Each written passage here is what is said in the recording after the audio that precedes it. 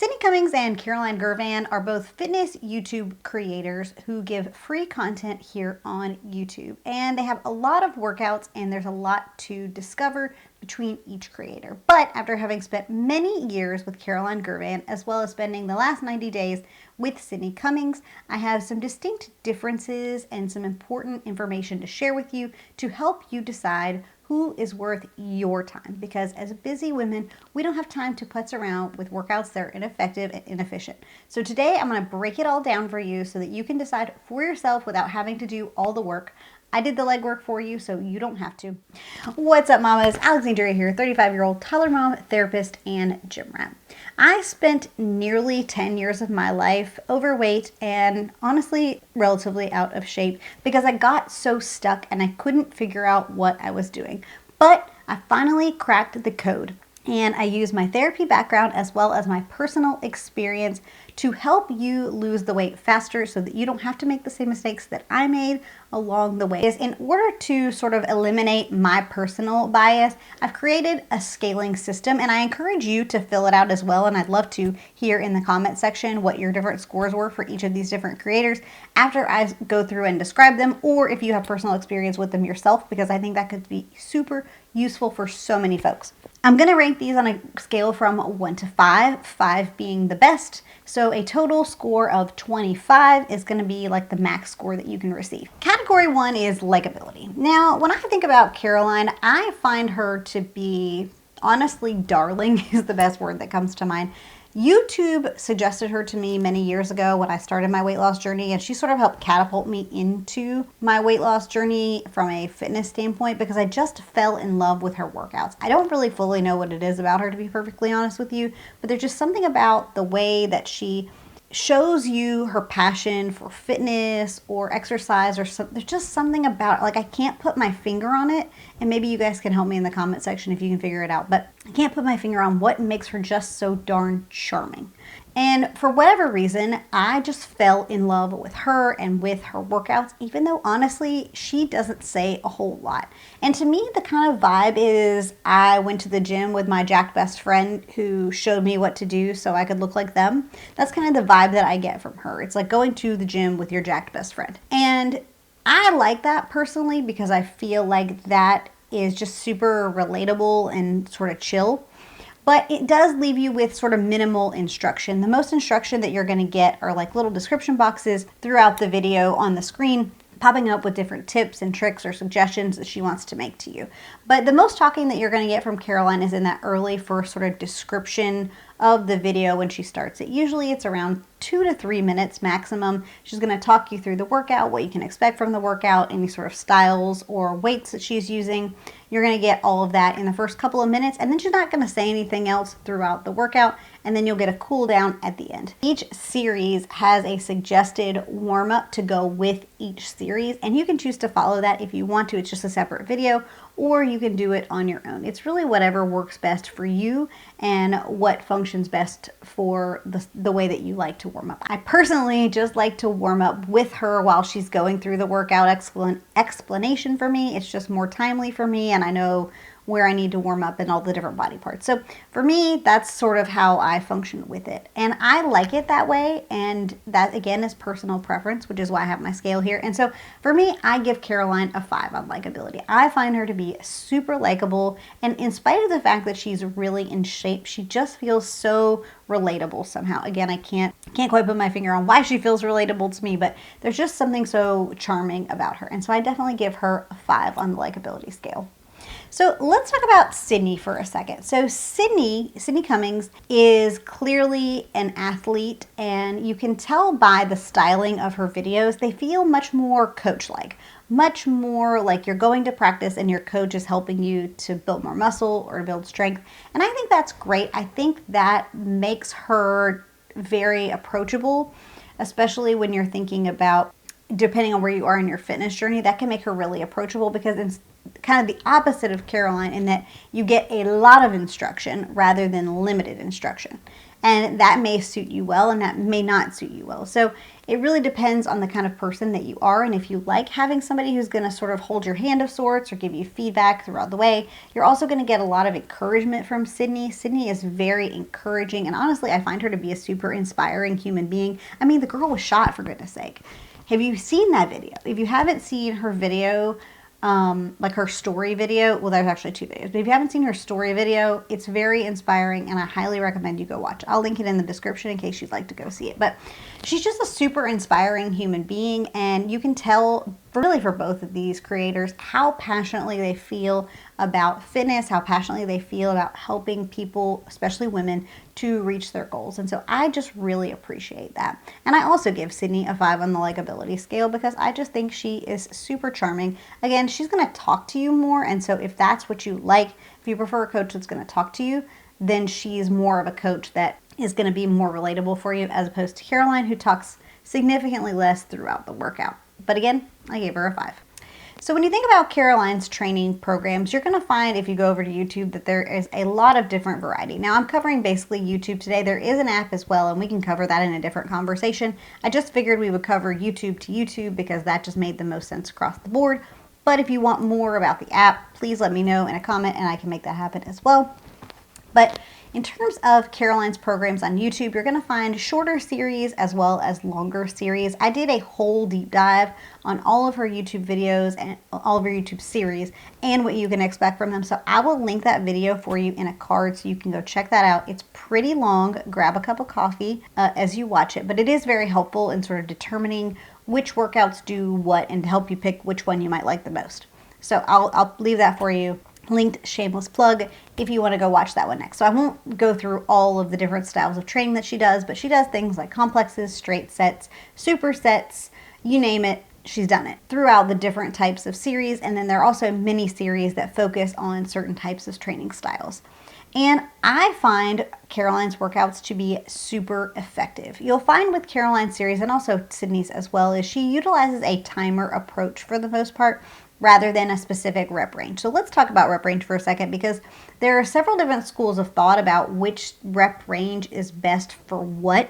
And so I guess realistically with a timer, you could decide for yourself, yes, I want to go really heavy, or yes, I want to use lighter weights, bearing that in mind. And so I guess realistically with either of these, you're choosing your weights so you know where you're falling in sort of the rep ranges. I find for me that typically if I follow a weight that's around my version of Caroline's weights, I end up at about that 15 rep range, but it really depends on which program we're talking about. And the reason it's important is because it's very goal dependent upon what your goals are as to what you should be doing in terms of rep ranges and strength development. So that's going to be for maximal strength. That's rep ranges from 1 to 5 reps per set. And the research shows that lifting heavier weights for lower reps is primarily targeting the recruitment of those fast twitch muscle fibers.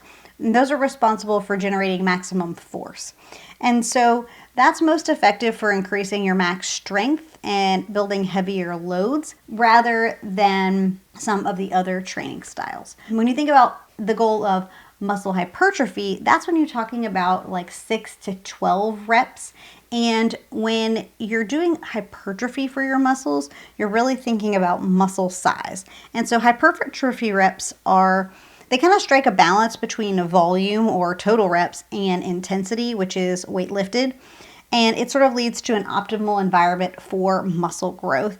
And I honestly would say that for both Caroline and Sydney, I think that is sort of the range that they are primarily targeting. I will say I've noticed that they do sometimes target the muscular endurance component, which is going to take you from 12 to 20 reps. Or you can sort of talk general fitness and toning, which would suggest like an 8 to 15 rep. And like I said, for me, most of the time, I find that with both of these programs, I do about that 8 to 15 range, depending upon the program at any given time. And so again, it really is up to your choice and your discernment. If you're like me and you're hoping to build some muscle and lose some fat, you really are looking at that like 8 to 15 rep when you're really thinking about it. But again, it's personal preference. But I wanted to share that with you because I think that information is useful when you're thinking about time under tension and all those sort of things. So circling back to Caroline, when I think about her programs, I really notice uses high volume in such a way that you only need a handful of weights in order to accomplish a workout. And in this way, I give her a 5 as well. I think her workouts have been super effective. Speaking from personal experience, her workouts are primarily what I did during my weight loss journey. And I mean, you're looking at me now. I've shown you pictures. I find her workouts to be extremely effective, especially if you're trying to lose some fat and build some muscle. I think these workouts are highly effective. And so I definitely give her a 5. And listen guys, if you're loving this video, I would absolutely love if you would give it a thumbs up. It lets YouTube know that this is helpful information to spread it. And of course, if you love this kind of content and want someone to help you along in your journey, I would absolutely love if you would hit the subscribe button and turn on the notifications so you don't miss out on future uploads. Now let's talk about Sydney for a minute. So Sydney's workout programs also vary in variety. You're going to find lots of different styles, those supersets, those straight sets.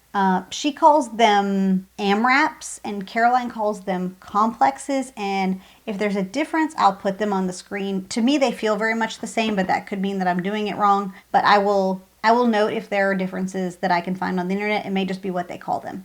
But stylistically, I feel like they are pretty similar. The difference that I really see with Sydney's and Caroline's workouts from an effectiveness standpoint is the way that Sydney utilizes the timer tends to be a little bit shorter, and there's an encouragement to bump up in weight as opposed to sticking with one weight and changing the rep intensity. So like half rep, full rep, etc. And I think in that way, it just feels a little bit different and it feels like you're jumping around a bit more than maybe it does when you're working out with Caroline. But still, I think ultimately these workouts can be super effective in the way that they're set up. And again, she's really focusing primarily for the most part on that 8 to 15 rep range. But depending on the program and the part of the program, you might find yourself in those endurance reps closer to 20, but then you also might find yourself in that like 1 to 5 rep range, depending on how heavy you're choosing to go. But either way, I still give her a 5. I think her workouts have the potential to be highly effective. So number 3 is at-home friendliness. Each of these trainers sort of market themselves in a way that would suggest they are at-home training friendly workouts. And so I want to give them a rating based on that, for my opinion. As I mentioned a little bit ago when we were talking about the effectiveness of Caroline's workouts, I find that because she's using the timer with the varieties of different sets and time under tension, you don't need as many different weights. And to me, that feels very efficient for at-home use, because when I'm working out, I only need to grab like a couple of pairs, 1 to 2 pairs of weights typically, to meet what I need for the duration of the workout. And so to me, that makes these extremely effective and efficient for having at home, because you don't need a ton of weights, you don't need a ton of equipment. You can kind of work with what you have, and she's still giving you that muscle atrophy from the rep ranges and the time under tension instead. Hopefully that makes sense. If this is confusing, I apologize. But basically what I'm saying is, because she might take you from like a full rep squat to a half rep squat and vice versa, or a certain like round of those, you're gonna give the muscle more time under tension, and that's gonna basically make it work harder in the short term, and then you don't need as many weights. Does that make sense? I'm trying to explain this, but it's hard to explain. But when I think about at-home friendliness for Sydney's workouts, the difference between a Caroline and a Sydney workout is that during Sydney's workouts, you're going to hear her encourage you to push up your weights as you progress throughout the workout. Oftentimes, especially in the sort of strength setting, she's going to encourage you to bump up your weights, which is great. Again, it also sends your muscles into fatigue, pushing closer to failure, because at the end of the day, the way you build muscle is through fatiguing those muscles and by pushing to failure. And so at the end of the day, if you're pushing to failure, regardless of how you're getting there, that's what's going to ultimately build that muscle. If you're not pushing to failure, you're probably not building the muscle. And so that's cool and that's great and that's an awesome style and it works just as effectively because it's still, serving that purpose. But the difference is to me that makes it feel a bit less approachable from an at-home gym standpoint. So like for me, I have to pull out several more weights than I would with Caroline because I need to jump from weight to weight to weight to weight to weight. And that also means it takes up more time. So like a 45-minute workout may turn into a 55, maybe a 60-minute workout because you're changing and bumping up your weights to get the most out of your workout. Again, it's not a problem. It's just an observation. And so for me, Caroline gets a 5 in at-home effectiveness and Sydney gets a 3. Again, it's not a bad thing for me personally. For me, it's a personal preference thing. So again, let me know what your ratings are as we're sort of going along, because this is not just about me. This is about you, and my ratings matter, but yours matter more than mine do when you're choosing. Criteria number 4, rating scale system part number 4 is competency. So what's really funny about this is I was talking through with my husband about creating this video and this rating scale, and he thought it was so hilarious that I had prioritized friendliness and likability as one of my top priorities. And he's like, that's the last thing on my mind. And so it's just funny to me to think about different people and personalities. And I think sometimes it is just him being a man and me being a woman. And the fact that I prioritize likability, that's a really important factor because I have to like a person to be willing to do their workouts. And if I don't think they're likable, I'm not going to do their workout. But for him, competency and them knowing what they're doing matters far more than if they're likable. But he's also military, so there's probably a component of that too. So I'd be interested to know if you guys care more about likability or competency, or if you kind of like a mix of both. But when I think about competency, I'm going to sort of talk about them in conjunction this time, in that I feel like they are both highly competent. So Caroline, her background is in personal training, and she pivoted over to YouTube during the pandemic because she couldn't see clients in person, and she just sort of took off, I think. And you can tell that she knows what she's talking about and that she's always actively seeking to learn new information and get better and be a better trainer, as well as more fit herself. Because as she said, these are also her workouts. And I genuinely believe that. I genuinely don't believe she turns on the camera, does a few reps and changes. You really couldn't physically edit in that way. And I feel like she does a really terrific job of making you feel encouraged and showing you I'm pushing to my limit, so you should push to yours. And so I feel like she's highly competent, and she's always looking to learn and grow. My words today. But with Sydney, I also feel like Sydney is highly competent. She, again, comes from a sports background and a personal training background too, I think. And so she also is clearly up on the research, clearly doing her homework to make sure she's making workouts as effective as she possibly can. And I also think she probably has spent some time with sports psychology and training mindset too, because I think that's where a lot of her pep talks come from throughout the workouts, which I think is very effective and very helpful, especially to people who are not to have a harder time pushing themselves to their maximal limit. But again, I give each of them a 5 on competence. They clearly know what they're doing. They know what they're talking about. And they're also working to learn to get better, which is really, really important. Because if you're not pushing to get better or learning the new skills, then information can be out of date. And I see them both sort of actively learning. Now, rating scale number 5 is the one I told you there were going to be sort of 2 parts. So I've got either beginner friendly or degree of difficulty. And this is sort of a pick your own path, and I'm going to go over it either way.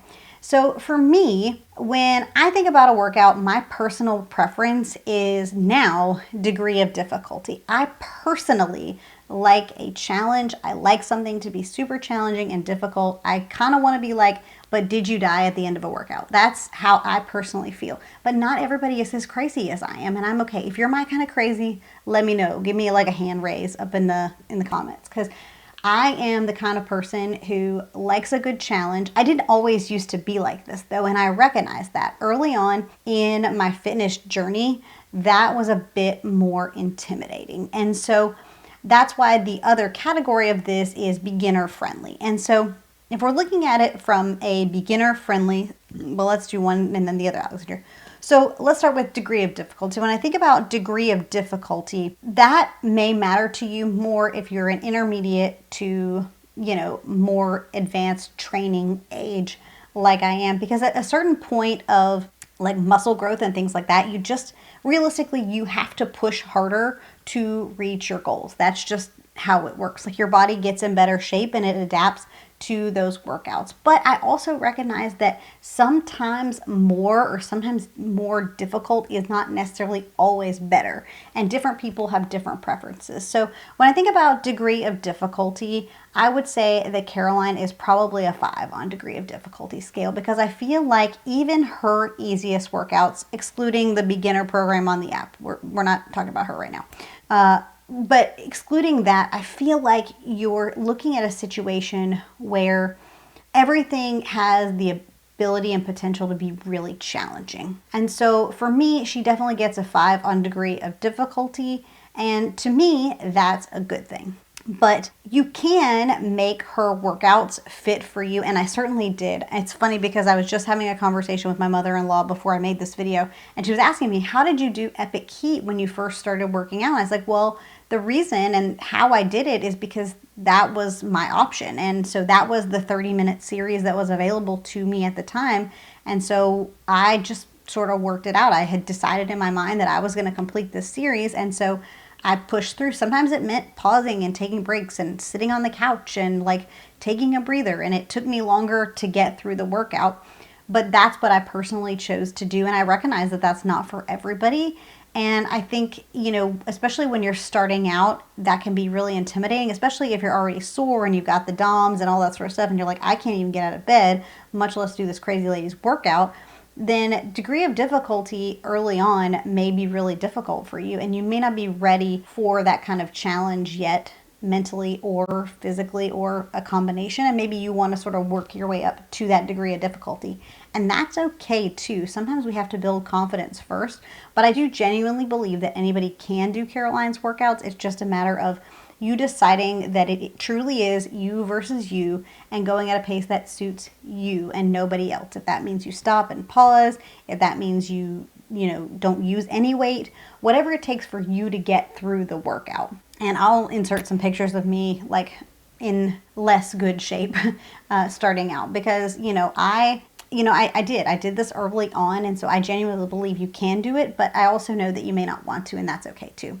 But when I think about degree of difficulty for Sydney, I do find that her degree of difficulty, I would call her degree of difficulty like more of a 4, like a 3 to 4, because I feel like each workout sort of independently may or may not be easier than the other. That doesn't make any sense. I find that her workouts sort of like vary in degrees of difficulty. Like some of them are significantly harder than others. And so I think there's just more of an adaptability to it, which makes it not quite as degree of difficulty. So if you are of a higher training age, if you've been training for longer, you're not necessarily going to find Sydney's workouts as difficult maybe as you are Caroline's. I think Caroline has the reputation of some of the hardest workouts on the internet for a reason, and for very good reason. And again, that can be intimidating, or you can choose to embrace it. It really is ultimately your choice. But I want to challenge you, do hard things because you're capable of doing hard things.